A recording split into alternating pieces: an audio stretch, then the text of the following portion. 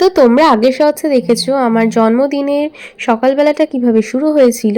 এই শর্টসে তোমরা দেখছো সুমনা বেলুন ফোলাচ্ছে, কারণ মা ওকে বেলুনগুলো ফোলাতে বলেছিল। আর এখানে মা দিচ্ছিল ঠাকুর, আর আমি স্নান করে এসে ঠাকুর প্রণাম করতে চলে আসলাম, কারণ যেটা প্রতিদিন সকালে আমরা সবাই করে থাকি।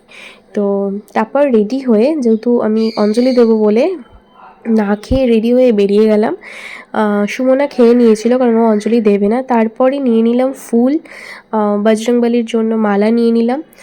আর তারপরে পুজো দিয়ে বজরংবলিকে আর মা কালীকে দুজনকেই পুজো দিয়ে বাড়ি চলে আসলাম।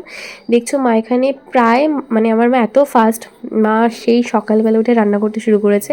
তো প্রায় সব হয়েই গেল। এখানে আমিও একটু বেলুন ফুলিয়ে নিচ্ছিলাম। ব্যাস এভাবেই বেলুনগুলো দেখো সুমনা আটকে দিয়েছে। এভাবেই সকালটা শুরু হলো। আর পরের শর্টসগুলো দেখার জন্য তাড়াতাড়ি সাবস্ক্রাইবটা করো।